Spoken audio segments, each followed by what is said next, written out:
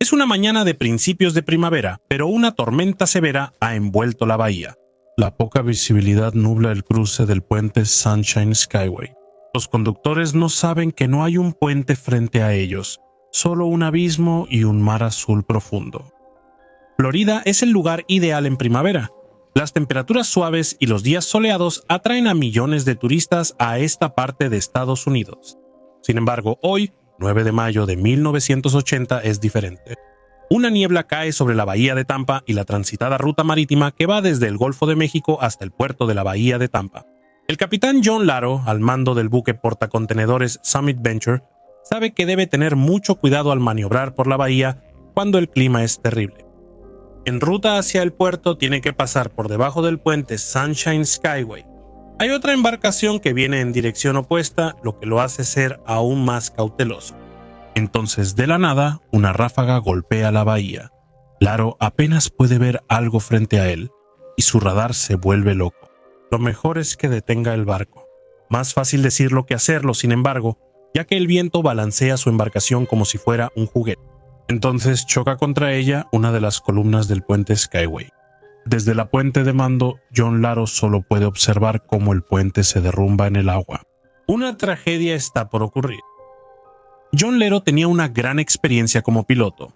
Durante su carrera, navegó todo tipo de embarcaciones desde Japón y Europa hasta Sudáfrica.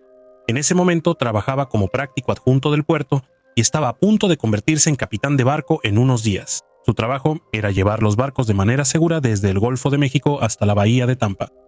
Para el día del desastre, él había realizado el procedimiento en más de 800 ocasiones. Conocía la bahía tan bien como la palma de su mano, pero también sabía lo traicionera que podía ser, especialmente cuando el clima era malo. En la mañana del desastre solo había una ligera neblina flotando sobre la bahía. A las 6:30 am, el buque de carga registrado en Iberia, Summit Ventures, se detuvo en Egmont Key para que Laro subiera a bordo.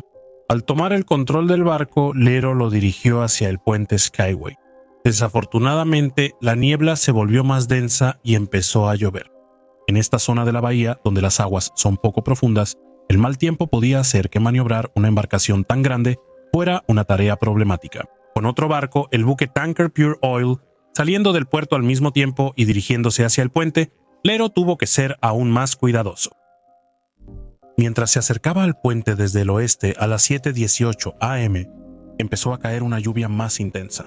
Con la precipitación aumentando constantemente, Laro redujo la velocidad de 12 millas por hora a solo 6 millas por hora, a 350 yardas de las boyas guía colocadas para guiar la navegación hacia el tramo principal del puente. La lluvia intensa se convirtió en un aguacero cegador, seguido de fuertes vientos que golpearon el barco. La visibilidad se redujo a apenas 500 pies y fue entonces cuando el radar se volvió loco. Como no podía ver las boyas, Laro envió a 2 vigías a la proa del barco. A las 7:28 am, uno de los vigías avistó la boya sur 2A al costado de babor del barco. Eso significaba que Summit Venture se estaba desarrollando al sur del rumbo previsto. Por suerte no era mucho.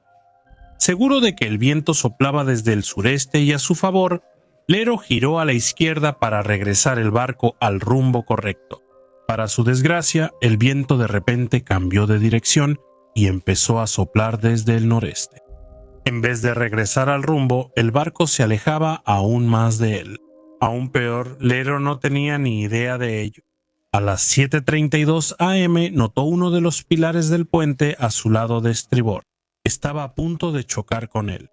Aunque se sorprendió al ver el pilar, Laro mantuvo la compostura, ordenó que se soltaran las anclas y puso los motores en reversa para detener el barco. Sin embargo, aunque iba despacio, no pudo detenerlo. El viento que soplaba desde el noroeste era demasiado fuerte. Como la embarcación estaba vacía y flotaba alto sobre las olas, simplemente se deslizó directamente hacia el pilar 2S del brazo de anclaje del tramo sur del puente a las 7:33 am. El pilar de soporte secundario colapsó inmediatamente tras el impacto, haciendo que el tramo principal del puente, de 1.297 pies de largo, cayera al mar. Consciente de la situación peligrosa, Laro inmediatamente llamó por radio a la Guardia Costera, a gritos pidiendo ayuda. Emergencia. Todo el equipo de emergencia al puente Skyway. Una embarcación acaba de chocar contra el puente Skyway. El puente Skyway se cayó. Lleven todo el equipo de emergencia al puente Skyway. El puente Skyway se cayó. Hay una situación de emergencia grave. Detengan el tráfico en ese puente Skyway. Detener el tráfico de inmediato en una ruta de 14 millas entre dos casetas de peaje era imposible, especialmente durante la hora pico de la mañana. En el momento del impacto, cientos de vehículos todavía estaban en el puente. En uno de ellos estaba Wesley McIntyre, un conductor jubilado que trabajaba medio tiempo para llegar a fin de mes. Mientras subía el puente y se acercaba al tramo central, sintió que su camioneta Ford Courier se movía de arriba abajo. El pobre hombre pensó que era el viento que soplaba a través del puente. Debido a la niebla y la fuerte lluvia, no vio que el puente se había derrumbado frente a él. Entonces, de repente, su camioneta se precipitó. Sorprendido, McIntyre pisó los frenos, pero ya estaba en el aire. Antes de que se diera cuenta de lo que estaba pasando, el vehículo cayó del puente y rebotó hasta el agua. Solo cuando el auto empezó a hundirse y a llenarse de agua, McIntyre reaccionó. Forzó la puerta del conductor y logró salir del vehículo que se estaba hundiendo. Por suerte, McIntyre había sido entrenado como nadador en la marina, así que nadó tan fuerte como pudo hasta que llegó a la superficie. Mientras boqueaba, el conductor pudo ver que faltaba todo el tramo principal del puente. Solo un sedán Buick amarillo estaba parado al borde del puente colapsado. Realmente fue un milagro que sobreviviera a una caída de 150 pies. Desafortunadamente, fue el único sobreviviente de las 36 personas que cayeron del puente. Junto con su camioneta, la estructura colapsada arrastró 5 autos más, un camión y un autobús Greyhound con 23 pasajeros a bordo. Después de pasar un tiempo en el agua, aferrándose a un pedazo de metal flotante, Wesley McIntyre fue rescatado por la tripulación del Some Adventure, el mismo barco que lo hizo terminar ahí. Dentro del auto amarillo en la parte superior del puente estaban Richard Hornbuckle y sus 3 amigos. Cuando vio que faltaba el puente frente a él, Richard pisó los frenos. Logró detener su auto en una sección inclinada a solo 14 pulgadas del borde. Estuvieron tan cerca de la muerte como se puede estar. Con los motores aún encendidos, todos salieron del auto y corrieron hacia un lugar seguro. Poco después del colapso, la tormenta se detuvo, permitiendo que los botes de rescate llegaran al lugar. Los primeros en llegar fueron los del Eckhart College Marine Rescue Team. Sin embargo, su esfuerzo fue en vano. No había sobrevivientes que rescatar. Solo cuerpos sin vida que recuperar. Pronto llegaron la Guardia Costera, la policía y otros vehículos de rescate. Sin embargo, para cuando llegaron, todo había terminado. Solo podían observar la escena y preguntarse cómo demonios se llegó a esto. Los puentes fueron diseñados para resistir el impacto de los barcos, ¿no es así? El puente Skyway fue abierto al tráfico el 6 de septiembre de 1954, reemplazando un ferry que cruzaba la bahía de Tampa desde Point Panelas hasta Piney Point. El puente consistía en 2 tramos laterales de celosía y un tramo de voladizo de acero en medio. La construcción tenía una longitud de 4.2 millas y estaba sostenida por pilares de concreto colocados cada 135 pies, excepto en el tramo principal, donde los pilares estaban a una distancia de 864 pies. A ambos lados del puente, un tramo largo y de baja altura del tablero lo conectaba con las orillas de la bahía de Tampa. La longitud total del proyecto era de 14 millas. En 1969 comenzó la construcción de un puente gemelo justo al lado del existente. Inaugurado al tráfico en 1971, el nuevo puente estaba destinado a manejar el tráfico hacia el sur, mientras que el antiguo manejaba el tráfico hacia el norte. La altura libre y el ancho libre del tramo principal eran de 155 pies y 880 pies respectivamente. El lecho marino debajo de él fue dragado a una profundidad de 35 pies, permitiendo que los barcos más grandes pasaran por la vía de navegación. Los pilares que sostenían el tramo principal eran estructuras masivas de concreto diseñadas para resistir el impacto de grandes embarcaciones.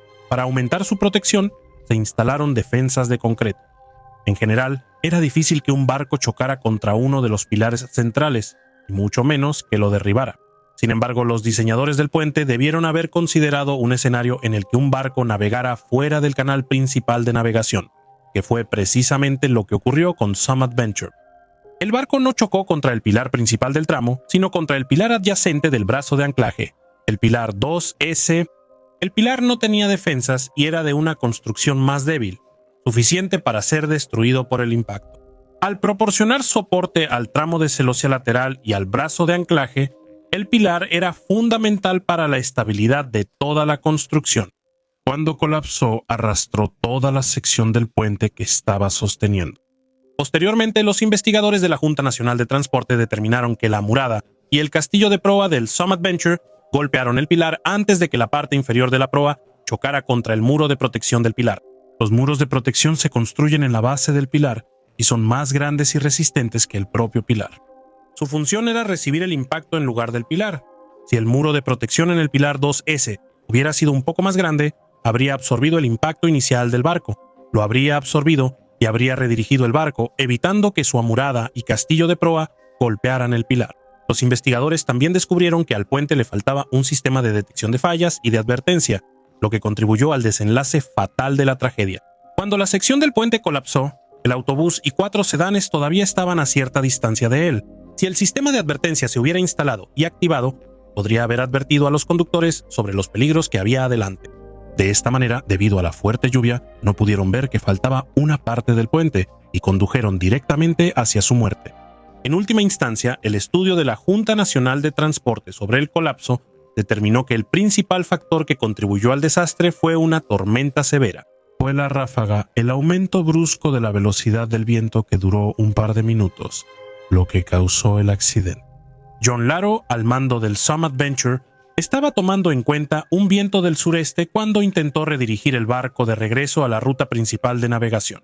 Sin embargo, una ráfaga repentina cambió la dirección del viento y empezó a soplar desde el noreste, empujando el barco directamente hacia el pilar del brazo de anclaje. En las circunstancias dadas, no había nada que Laro pudiera hacer al respecto. En una votación de 3-2, la Junta Nacional de Seguridad en el Transporte determinó que el capitán solo había sido parcialmente responsable del accidente. El presidente de la Junta declaró que actuó de manera razonable en la situación en la que se encontraba. Como conclusión de su estudio, la Junta Nacional de Seguridad en el Transporte hizo una serie de recomendaciones a la Administración Federal de Carreteras que se referían principalmente al desarrollo de estándares para el diseño, desempeño e instalación de sistemas de detección y advertencia de fallas en tramos de puentes. En cooperación con la Guardia Costera, se requirió que la Administración Federal de Carreteras determinara qué puentes en los Estados Unidos no contaban con protección adecuada para los pilares estructurales y desarrollara estándares para su diseño. Después del colapso, el tramo en dirección sur del puente fue cerrado y todo el tráfico fue desviado por el tramo antiguo. La construcción de un nuevo puente de reemplazo comenzó en 1983.